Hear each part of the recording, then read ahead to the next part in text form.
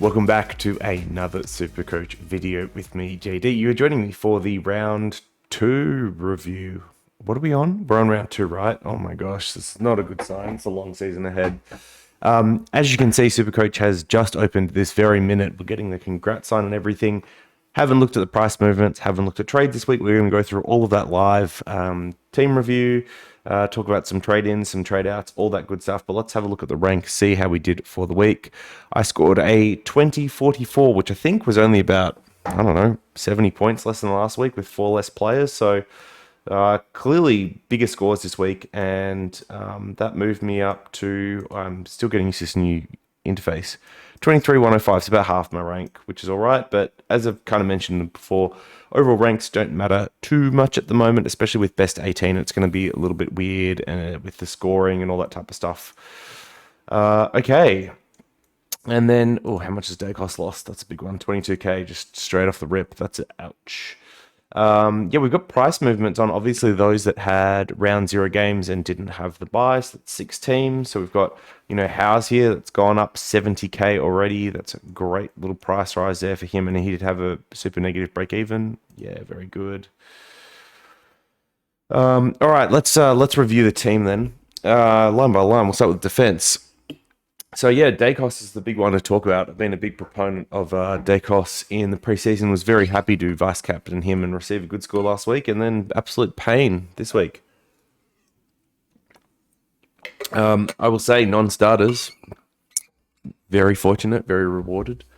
What do we do as owners? That's a trickier question because we can just bring up the projections here. It's not going to look pretty over the next few weeks. What's his break evens 167, 175 over the next 2 with this poor score in. Obviously has a good history against Brisbane last year. And even in like the finals, he did well against them. Hawks, not so much because he got tagged by Finn McGuinness, and that's where people were hoping he would drop a bad score into the bye, potentially get him cheap afterwards. So if he's at 627 now, it's got him projected. This is hold on, painful, and it's here we go. You can see the cash making here. I'm not going to do this for all of them, but yeah. So what if he goes 113.98, drops down to about 570k. Now the thing is, if he drops another 60 here, this is going to get a lot lower. You might even get him as low as 550. So yeah, I guess there's some consideration of like, do you trade him out and potentially buy Dacos back after his buy at 550 if you can? And I think if you don't have big problems, that's definitely a play this week, especially if there's defenders that you want to jump in on. Sheasel 113, yeah, I mean, it looks like he's going to be a keeper in that role, crazy. Young is a problem, and he will be top of the trade out list this week. If I was going to give a -3 to any player this week, it would probably be Young, even over Dacos. Although, I mean, they're fighting for it. What can I say? My MVP might be, on the other hand, my boy from the preseason. Fit him in over Wines, which has been huge. 1-3 average over 2 weeks, which is great. But more importantly, the reason why I switched from Wines to was because I could swing him back into defense. And that's proven really handy with some of the defender injuries that have happened. Obviously, we saw Caulfield go down this week as well, who was potentially who I was going to trade Reed to. We had Hoare get subbed. Just disaster for defender rookies. We'll have a look at those in a minute for options, but yeah, bad. Howes, a great score, good cash rise. This is going to be our best defender rookie of the year, it looks like. And then Hoare was, started as the sub for the Ds, but we had a couple of injuries that game to both May and Lever. Lever sounds like it's probably more a case, I think he had some like pain behind the knee, which needs to get checked out. But and then May got absolutely crunched. He broke 3 ribs. He's cracked some of his vertebrae. They've already ruled him out for at least 2 games, but it may be longer than that. And that'll give Hoare some job security, a way to make some money over the next few weeks. Now, obviously, this 12 being in here isn't great, but he's still got a negative break even and, some job security with some history of high scoring. So these two should both do well for us in terms of job security and scoring potential now. So that's a positive. Port Adelaide matchup this week, which is tougher, but hey. anyone, I guess like the ones I didn't have in defense that went kind of big. You had Wangan and Miller, who looked really good for the Saints, and yeah, nice matchup against Essendon this week. Let's actually have a look at the kick-ins for Nas because I haven't checked those yet. He only had one. Wow, so that big of a score with just the one. There was a lot of like kicking between each other and stuff, but he looked good. Will he be a premium? Not sure, but yeah, definitely one to consider. Yeah, Luke Ryan, second good week. The role's disgusting. Just there's no one else is going to take those points off him. So he looks like a really strong option. And then Stewart had a big game as well, who I obviously didn't have. And you know any of those over day costs or Young gets you mega points on this type of week. Stewart had, I think, a near record for interceptions and only put up 130. A lot of them were uncontested, but yeah, I think my concern with him is still that he can play very well and not have great games anymore. I do think having Holmes back there does hurt him a little bit. And then Houston's the other one. He's gone, 114, 108. So he's had a good start to the year. But I think those that starting him were hoping for him to go a little bit better than that. Not sure. But yeah, I mean, I guess that's the other option as well. So yeah, Young has got to go. We'll talk about like Massimo and Windhager a little bit later as well as trading options when we go through that because as I start to play through trades.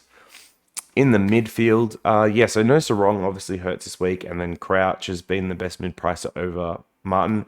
But I can't be too upset with the rest of the midfielders this week in terms of premiums. They've all done their job. Yeah, a few points lost with captaining Green over Butters, but you know sometimes you win those ones, sometimes you lose them. So whatever. In terms of like player notes, so Green's on bye this week, but looks great. He should be a top 8 premium.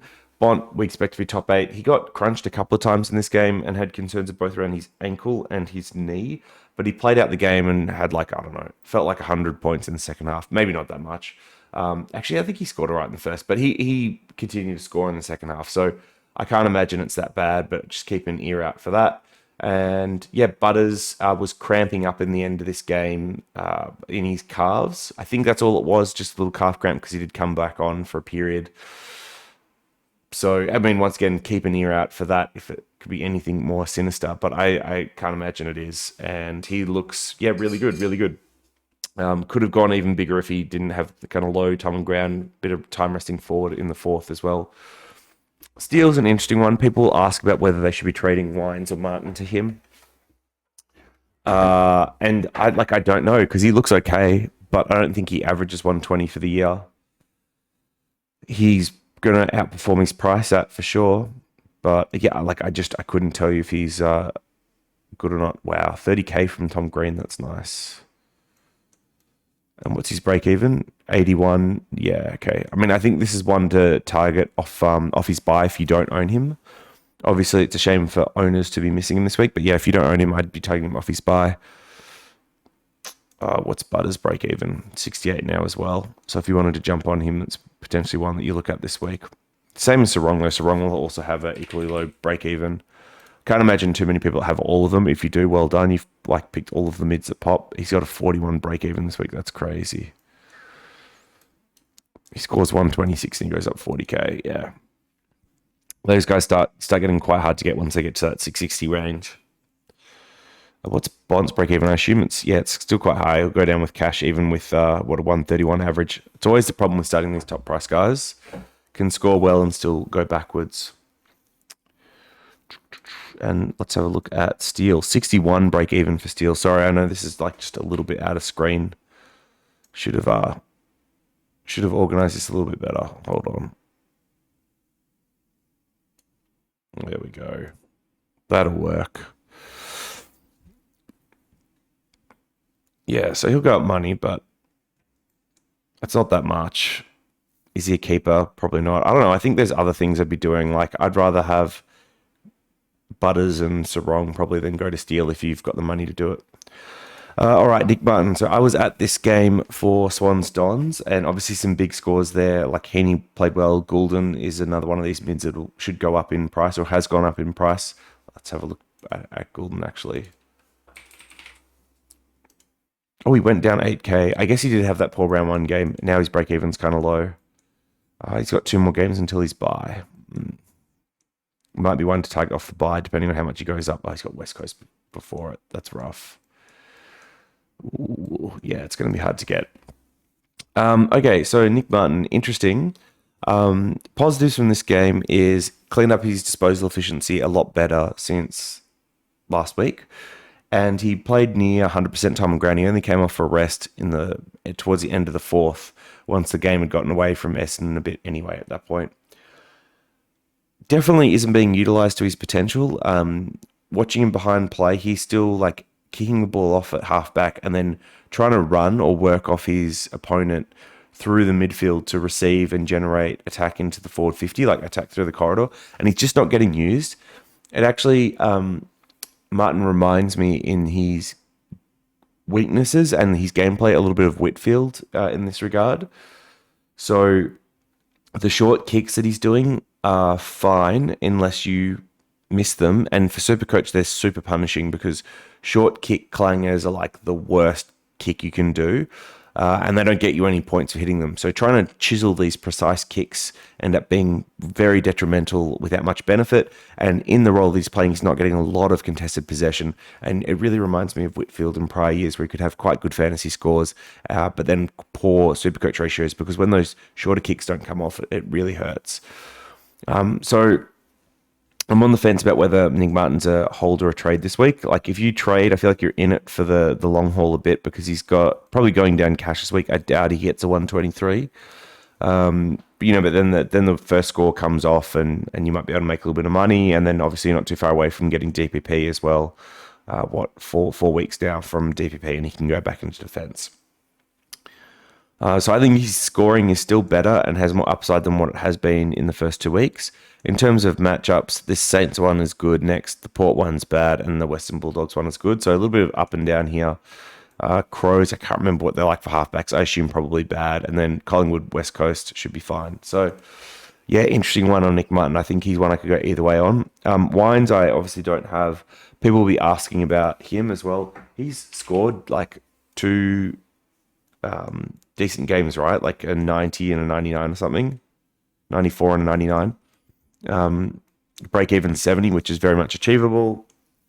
D's this week, which are, can be scored on and probably more suit his style because it should be more contested inside playing through the mids than the kind of like more free-flowing style that maybe suits a Butters or a Rosie. So look, he's probably a fine hold, Wines. I think the biggest problem with holding onto him is that as we can see this week with Roberts, McKercher and Sanders, these rookies can score and put in pretty big numbers for us. So Wines holding a spot here while you bench one of them, what he didn't get any points over Sanders and he got 4 and 5 over the other 2. Now, it's probably not like that every week. In fact, there's many weeks where he'll outscore them probably by 20, 30 or even more. But when we've got really poor defenders, I think the idea of like restructuring offer Wines, getting an extra one of these good rookies on field and then getting one of these defender rookies that you might have off field makes sense to me. So, a bit of a tricky spot, I think, with Wines because not a bad pick in other years, but in this year's it just doesn't feel as good where you've got in the midfield the guns really going off, the rookies doing well, and these mid-prices kind of sitting in the awkward spot. It's the same problem for Nick Martin. As soon as he gets DPP, I can get him out of there. But until then, it's like wasting a spot a little bit, really. Crouch has only been the only one keeping up with these guys. Rookies, like Roberts played that halfback role well and will continue to do so, I think. So, this is nice. I think pretty much an on-field option every week. He's got Tigers this week, which should be fine. West Coast the week after. McKercher, halfback role, looks like a natural in it. Loves finding the pill. I think the fixture for them gets a little bit hard now with Carlton and Brisbane, but you're just holding on to him, and if you don't have him, you're getting him. And then Sanders has West Coast this week, so that's one that you pop on field. Of the rookies here on the bench, so Wilson, Ross Lyon was talking up pretty heavily around getting him out in open space at the G, and it didn't really come to fruition. He scored okay, but not as big of an impact. The thing with Wilson is Essendon and Richmond next too, so it could be some good scores in there, so just hold on to him. Carroll, yeah, coming off by this week. I think if you don't have him, then he's obviously one to consider with that midfield time. He's looked good. See what happens with their team sheets, but I imagine they persist with him, and he has North this week, so really good matchup. One to consider on field. I'll probably be looping, I don't know, because we've got Green out, right? I'll probably be looping like Wilson and Carroll or something like that. Yeah, start with Carroll like this, and then loop Wilson on potentially. Or one of my forwards we'll talk about in a second, or one of my trade-ins, actually. What am I talking about? Getting a bit ahead of myself, setting a team before we've even done trades. And then Jai Clark, yeah, this is very disappointing. So he was, I think, tied for most CBAs with Dangerfield for the Cats and barely put together a 60. Very disappointing performance.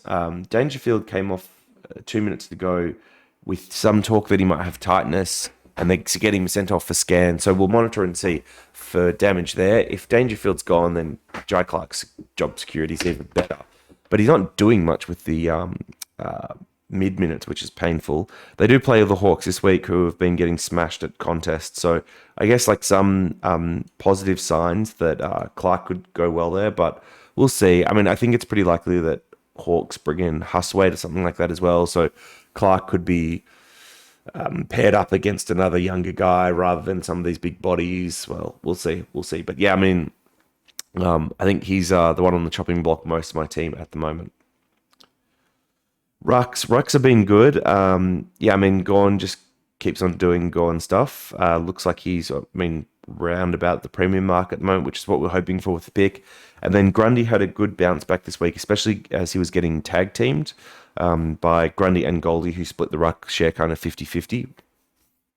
Grundy did some really nice stuff this game, like also did some dumb things as well with freeze and whatnot. But the half volley gather, kind of diving into his knees in the forward 50 to handball that out for the goal assist was insane for someone of his size. So, yeah, I think the smaller ground, the SCG, is going to benefit him more than like the MCG.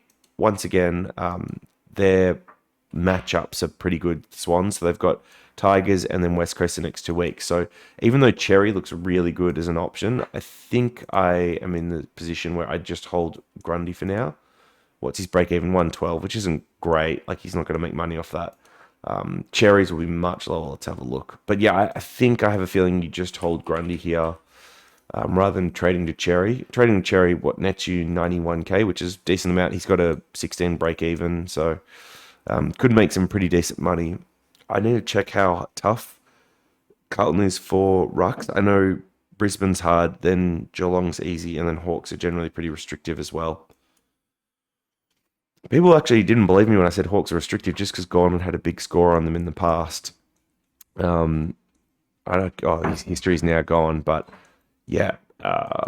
Anyway, Reeves did a better job on him this time. And then moving on into so the only other thing actually to talk about in the ruck lines just quickly is English. Obviously had a really soft matchup this week and went 138. Has another very soft one with West Coast. I don't know what Briggs ended on, but he destroyed the Harry Barnett, BJ Williams combo, and I would expect English to do the same and be able to rack up points. He's got big games in the last couple. I think in all likelihood they probably dropped Barnett because he only played about a third of the ruck time, and then they subbed him tactically in the second half. So I think he probably gets dropped and then just go back to BJ as number one ruck, but we'll see there. And I think regardless, rucking on these guys, English should have some fun. So if you don't have him, I don't know if I'm trading him to this week. I'm probably, is his break even still high? It's 148. He could get that. That's the crazy thing. But yeah, I'm probably just looking at the break even game. I'm probably just holding Grundy over trading to Cherry or trading to an English this week if you could. There should be a point in time where English comes down off 715k or whatever, and that's where you jump on him. And then Marshall had another okay game, right? Without being amazing. A 106. Yeah, okay. And then Essendon this week, which is restrictive. So I think you hold on him as well. 129 break even. He may come down a little bit in cash off that. Tigers the week after. And then GWS is a soft matchup. So maybe into this GWS matchup. And then, yeah, I could see this run starts to look pretty good here. I could see myself like maybe going Grundy to Marshall actually over English, just depending where price is at. But that's where the Rucks are at. And then quickly in the forward lines, so not having Jackson in particular, really big pain this week just because extra 80 points on a lot of these other guys. And in the best 18 weeks, we're dropping these bad rookie scores. Like if you had a Caulfield, if you had a Hoare on field, whatever, doesn't matter. Yeah, having those ceiling scores really count for a lot. And so, yeah, losing those points to Jackson's owners, definitely a struggle this week. Shrek, I hope your rehab's coming along very well. I hope you're back very soon. We need you, brother. And then Flanders, thankfully, didn't kill me this week, which is good. He still did well. Don't get me wrong. 102, 3 on average, 115. Great. I think if you started him, you'd be happy with what you got out of the first two games. He went up how much in cash this week? 34k, 528k. So one to look at coming off his bye. That GWS matchup is tough. Swans one might be too, but yeah, then West Coast not long after. So anyway, this is a pick to look at coming off his bye, especially with how bad the forwards are. Actually, let's have a look at what Luke Jackson's break even is. I think Luke Jackson was a pick you either started or if you didn't, you just hold off. And yeah, unfortunately, 113, 178, brutal. Absolutely brutal. Can Rob stop him? Who knows? Probably not. Yeah, he's going to make some nice money for owners and they'll be able to trade him. He might even get to 600. Yeah, they've got him at 50k this week with a 128. Oh, wouldn't chase it though. All right, he's been good. He made 61k, so look, can't complain about that. There's some people who have had both and they're flying, but yeah, 128, 136. There was some talk that Caldwell went to him in the second half. Being live at the game, I didn't really notice it. To kind of curb his influence, and I think he was on like 75 at halftime, and then just put in 50 or something for the second half. So I don't know, maybe it curbed it a little bit, but he was very good. And as long as he's midfield or could he be in midfield, he should be in the conversation for the top few forwards. Once again, we've spoke about this Swans fixture a few times, but Richmond, West Coast next too. Definitely enjoying the Heaney train. And I think many of us will be holding him through his bye rather than trading him out, despite the likes of like a Parker or Adams coming back around that time. Fisher ultimately decided to hold, and yeah, I realized that I didn't go through my trade last week, but I used just the one in the end, which was Gibcus to Billings. So saving the boost in the end, not going Berry, not getting rid of Fisher. So yeah, I guess in some regards it worked out. And yeah, Fisher bounce back score was good. I think now that he's break even 63, I can hold and wait and see another week. This Carlton matchup, it's his old side revenge game. That's probably a good thing. It's probably a good thing for points. Maybe they feed him against that. Carlton should do a number on them, so hopefully lots of ball down back. I still think my stance on Fisher is he's probably not a premium. This week, another game of sample size will help, I think, determine, but I have feelings he'll be quite inconsistent and average around the 80s. So he'll probably end up being like a failed pick, but make a little bit of money and then trade him to someone, even like Flanders coming off his bye. I could see that happening depending on how this week goes. So, yeah. Jordan, I don't know how he got to an 88. As a owner, very thankful. Give me the money. Break even of 9. That's great. And then, yeah, soft fixture for Swans. I feel like I'm going to say that a million times this week. So he should have some good scores and some more money to make in him, definitely.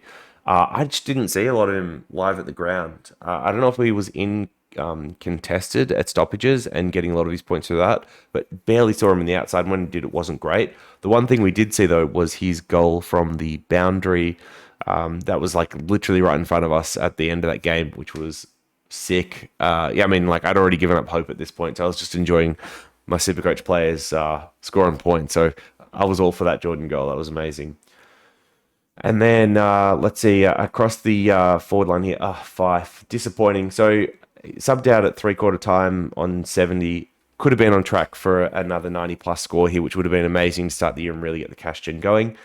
From what I heard at Jail's press conference, he had a tight back, or they overheard him saying like he had a tight back and was getting worked on, so they subbed him out.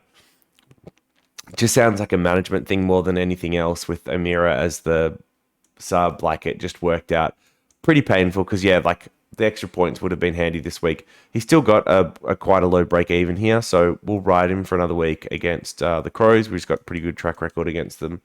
So, yeah, but don't want to see two more of those management subs. It just kills the cash gen off him straight away. And then, yeah, Billings here, so traded him in, obviously, made 28k, still got a negative 34 break even. Benefit of trading in someone with a 120 in their rolling average, you get a couple of weeks of that, but he may only last in the team one more week, especially against Adelaide Oval, especially against Port at Adelaide, which is a tough matchup. Was very much playing like that half forward role, and honestly, I felt like he could have had a bigger score than 69, but just had a few different moments in the game where these players. Like he was one hand pass or one kick over the back and then had, easy possession or easy shot at goal, and they just didn't get it to him. Didn't get involved in much as the chip kick as well this time either, which, you don't expect him to average 15 marks a game, but yeah, really down on that as well. So it was an okay game from Billings, but if you don't have him, I wouldn't be scrambling to get him in now. I think you probably just hold off given the fixture. So, yeah, was I looking at the wrong round for some of those games? That's pretty embarrassing if I was. No, I don't think I was. Hopefully not.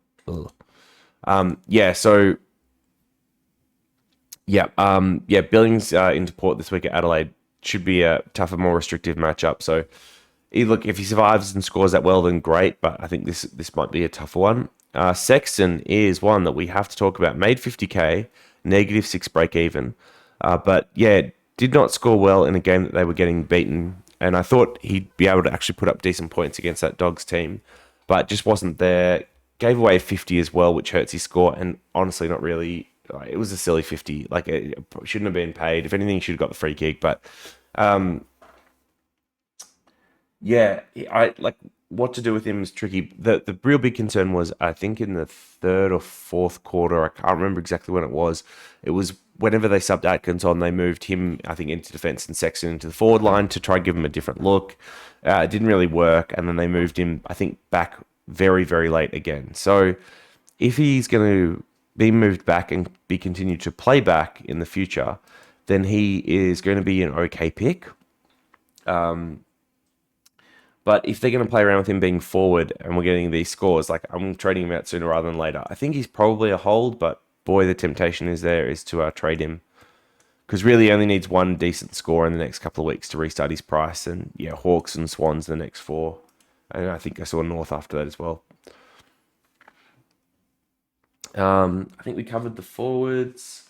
All right, so let's talk about some trade in and out targets. Where do we start? Okay. So, actually, sorry, I didn't cover Cadman. Missed one other one. I missed Cameron Reid. Reid looks good. He's going to have spike games for us at some point. It's just a matter of when. Probably in a game where West Coast is more in it. But even more contested style of like more heavy stoppage game of a Bulldogs potentially. Maybe this Richmond game, I doubt it'll be against the Swans. Probably not against very well. Anyway, we'll see. I think you just need a spike game from him and he'll really get his price going. And then Cadman, did exactly what he wanted when we started him, which was have some big games against these weaker sides. Put up a 90 this week to follow up his 72 last week. So went up 67k and then negative 52 break even. So no way I can trade him out. Just have to hold him through the next couple of price rises. Easily going to make 120-ish K over that time and then trade him out. So beautiful from Cadman. Well done, young lad. Okay, so trade targets. In defense, I think there's... We talked about the premiums already. I think there's 2 mid prices that are worth talking about. So the first is Marcus Windhager, who many will say did a job on Dacos. That is not what I saw by any means. My head's probably in the wrong spot for this. We can just move me down here for now. So, Windy scored 104, and he was the second highest CBA attender at the Saints side. Now, obviously, the red flag here is that Crouch was out with, I think, a bit of a sore knee or something like that. He played some twos, but not all of it, I want to say. So watching the injury report, I would love to see from a Supercoach perspective, not from a Brad Crouch perspective, that he's going to take some time off to rest and recover over the next 2 or 3 weeks. That would be a big green light that I think you could jump on this. But yeah, 15 break even. This 323k price tag is pretty awkward. But Essendon and Richmond next 2, these are decent matchups for mids. The GWS one's obviously a little bit harder, but he might be able to follow Green around and just tackle him all day. But in a year where our defense is so weak, this is a pretty interesting option. The other one, which like 50,000 coaches went early on last week and got rewarded for, was Massimo. He's going to be probably one of the most traded in again as well. The price is good. The break even's now negative 82. Oh, I feel like that's just must have. That's crazy. Backed up he's 122 with an 87, so he's not going to have to do much to make some decent money here. Projected 60 makes him 65k, so he's going to be a big money maker. And once again, where all the defender rookies are falling over, feels like just someone you have to get in this week. Now, in terms of his actual game, what I saw is still him playing predominantly wing, mainly wing. But the stuff that I liked about his game this week that I didn't see as much against Essendon was at forward 50 and defensive 50 stoppages. He was actually working all the way up and attending the stoppage and then working back as the wing as well. So really playing full ground here. They are happy to switch it to him in transition, which the Hawks did a lot of this game. You're not going to see as much of that always. But yeah, he's got a hunger and a desire, and sad to see Aston go. We could definitely use him. So Massimo, I think top tier trade in this week. And Windy is also a consideration for defenders as well on the mid-price range. And then the other one that's worth really talking about this week, I think, is Tom Powell, 312k, negative 47 break even. I think his first week score was 95, and then he backed up with a 129. So a little bit like Massimo, he's got some couple of weeks of cash gen just based off the back of that. Harder fixture with Carlton and Brisbane in the next 2, but not going to have to do a lot to make money. And if you want to get another forward mid-pricer off, then Power could be the one. If he holds this role of, I think he had the most CBAs, by the way. I think he actually led LDU this week. But yeah, most CBAs for North. That's very, potential to be keeper as well. We're back to my early preseason teams where I just get more Kangaroos in. So yeah, no, as long as Phillips is out in particular, Tom Powell should be performing really well as a mid. And North have been pretty competitive this year. Obviously, haven't been able to quite hold on in games, but maybe they persist with what they've been doing. So yeah, Powell is a good option. Windy's a good option. Massimo's a good option. And I guess just quickly then on trade philosophy and what we should be trying to do here. We are just before price rises. For a lot of players, some have already changed. We are trying to still fix our team to maximize, cash gen, keepers, all that type of stuff. We'll just have a quick look at any of the other rookies that I haven't talked about, like Sharp. I know he's done very well. Harvey Thomas had a big week this week. We'll just have a look at some break evens. Massimo's got the largest break even in the game. That's pretty crazy. Dempsey right up there, I don't have. But yeah, he followed up his big score week 1 with a 59 last week, and I think they've got a decent matchup this week, right, in the Hawks. So he's a good pick for those. On him, Carroll we talked about. McKercher's must have. Sharp, another good option if you started him as well. Lots of good rookies this year. Guns and rookies are very viable this year. Most it's been in a long while. So 63 here. I think Freo one's going to have some tougher matchups, but if you've got Sharp, you'd be happy. Darcy's the one to keep an eye on. So came in and played forward for the Dogs, but taking over Lob's spot, and he played something like 35% ruck time, playing relief for English. Looked very, very good. I think he's someone that we'd probably force into our teams next week. So yeah, watch his second game, and then he might be someone that we're jumping onto. Harvey Thomas, I mentioned, very big score here. I think he'd gone somewhat pretty average before this one. So let's see what exactly that score history was. Oh, we can't see round 0. It's so annoying. But he had 45, and I think he only had 40, 45, and then 107. So even though he went 107, he's only got up 60k. I think the problem is the fixture's not that good. I don't know. I'm probably not jumping on Harvey Thomas. If you've started him, then so be it. Well done. But yeah. Yeah, Powell is in the top 10 here with a negative 47. Karmas has been good for anyone that started him. I think it's just been overshadowed by other options. Oh, and then Jared Lyons, I probably should touch on 260k. That is probably the only real mid-price option downgrade this week. If you were looking at one, had a couple of good games here, averaging 94. I guess the concern here is what happens with the midfield time and are they going to persist with him? Lyons 0 and 2 so far. Jared Lyons himself, though, has been good. Neil's got to come back. Dev Rob is the person I think he's been competing for most, and over the first 2 weeks, you'd say beat him out. So there's a good chance that he holds Dev Rob out of the side, but I just don't know how long his job security lasts. The other thing I would be saying about Jared Lyons is, once again, he's taking up one of those mid spots where we've got good premiums, we've got good rookies. I think I'd rather be investing into these types in my defense in particular over the midfield. So if you've got Jared Lyons, I don't think there's any problems there. Would you go out of your way to get him this week? Probably not. Probably not. Well, we should just quickly talk about defender rookies as well, shouldn't we? Let's see if there's any in here that are worth talking about. Dean got dropped. Pink played okay, 58, negative 32 break even. If you started him, great. Would I be trading into him from a read? Probably not. I mean, his job security is all right. How much money is he really going to make, though? What are his projecteds looking like? 34s, and he doesn't make much, but he's not going to average 34, surely. Bramble we didn't touch on, but I think probably wouldn't be going there. Yeah, Howes. I mean, if you don't have Howes for whatever reason, I think he'd probably still jump on. Euland off the bye, I doubt it. Playing that lockdown role. Warner got... Oh, actually, this is interesting. Warner here. Wait, round 4? Shouldn't he be back next week? Maybe it was a really bad concussion. He scored really well in this game until he got concussed, so he might be the defender downgrade option we look for. And then Tom Brown played a game and scored 63 as well. Job security here might be iffy. If you don't have Marty Hoare, I still think he's one that you can look at as well. So, yeah, I don't know. Defender rookies are tough. It makes me think that I'm probably not going to trade Reed. Probably hold on to him until an obvious rookie pops up. Like, I don't know how much better Pink is than Reed. I don't know if I'd spend a trade and a boost just to do that this time of the year. I'd probably make more money downgrading Dacos than I would going Reed to Pink. So I think that's what you got to kind of weigh out. All right, trade to me this week. What am I doing? I have not looked at this at all. So in terms of my side, who are the players that are probably most at risk of getting traded out? It's Dacos, it's Young, it's Reed, it's Nick Martin, but probably not. It's Grundy to Cherry, but probably not. And then of these forwards, I mean, they've all got low break even, so I don't see anyone that really needs to go there. And then of the rookies, like Clark and Sexton are the weakest. So as I mentioned, Young has to go, and I'm very happy to get Massimo in for him. So let's just lock that one in now.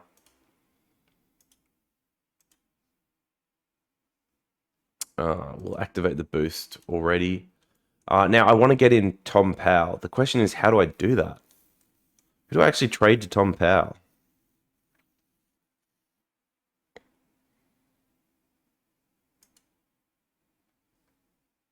Can't be Billings after 1 week, can it? Is it Sexton? I've got to wait 2 weeks from now to make money. It's not Clark, right? Is he going to play this week and get a price rise for me at least? I actually don't know. That's so bizarre. I'm pretty sure I want Power, but I just don't see how. Maybe I hear some news that spooks me off one of these two. Oh, that's really bizarre. Because, I mean, the other option here is like I just go Reed to Windhager or something like that. Oh, I don't know my trades this week.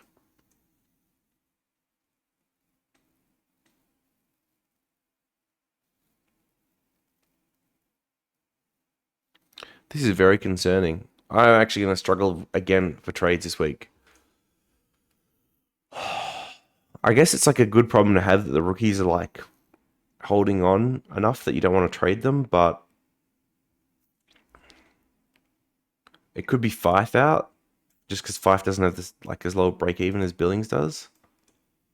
But I mean, he's shown that he can go 100-100, so I feel like I shouldn't be trading him out. Is it Sexton? Is it really just Sexton out? That feels that like this doesn't seem like the right move. But like Powell has a lower break even, doesn't he? Yeah, he does by a lot. All right. I mean, maybe it's that. Then what do I do with the rest of this money? Ugh, this is not good. What am I doing? Because like the last option here, especially with the trade, is right. I could trade out Dacos to something like Luke Ryan before he goes up gangbusters. Break even to 54. I could do something like that, which hurts the soul. I mean, this has got to be one of my most hated Supercoach picks, and Dacos one of my most loved. Well, like I could do something like this though.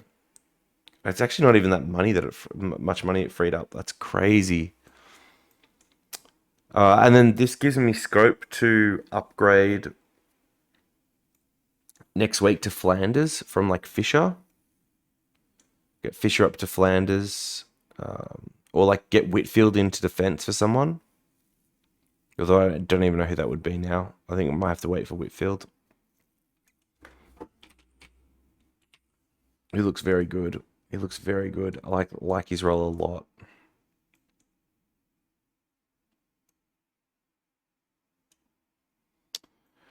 I don't know.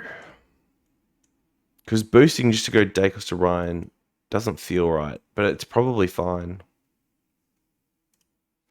Okay, well, I'm not going to babble on about trades anymore. I will figure them out throughout the week, post them onto Twitter, so anyone that's following me can have a look. But I think, yeah, like as you can probably see working through this, Massimo's probably my number one target. Power number two. If I could get Windy, I probably would.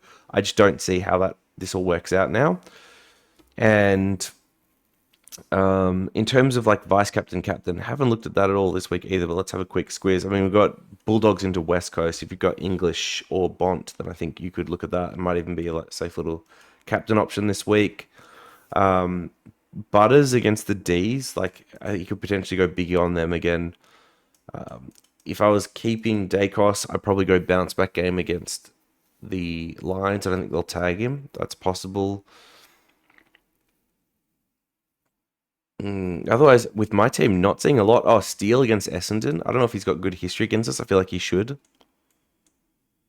Yeah, that's all right. 132 last time out. Gorn against Soldo. That could be all right. Oh, and Heaney against Richmond. I don't have confidence to captain him yet. I guess if you had a Goulden type, you could captain Goulden. So yeah, I'm probably doing something like Butters into Bont, I guess would be my vice captain this week. If you've got Sarong, then or Dawson, I think those are all reasonable alternative options to vice captain than Butters. But anyway, that is the video for this week. I think we've covered everything like trade-ins, trade-outs, premiums. Yeah. Philosophy, just like I think the main thing here is the defenders suck. Make sure you're getting rid of some of these defenders and putting in either mid prices or premiums instead. I think like Williams or D'Ambrosio you want at D5 and then playing one rookie at most, holding a Reed or something like that, or a Caulfield until someone pops up. But if you can get rid of Reed and have both these on the bench, it's probably fine. It's just that House has been scoring well enough that I think you can field him. So that's why I think it's probably okay to hold a Reed type, especially if you can use him as a loophole. I mean, you can't with the two D's rookies, but I could like potentially, given that Williams hasn't been playing very well, I could do something like E. Williams and then sub on Hoare or something like that if Williams isn't very good. So that probably makes sense. I'll loophole Carroll as well through Green with, I'd say, Wilson over Clark. And I've just got to figure out, I'll probably straight field Reed over these two. Okay, and that's the team for the week. If you have any questions, as always, you can hit me up below. I hope you had a decent week and your team's in a good spot, and we'll hopefully attack this season pretty strong as we come out of buys. But yeah, still lots to be discovered. I'm sure there's many more twists and turns to come. So as always, thanks for viewing, and I'll see you in the next one. Peace.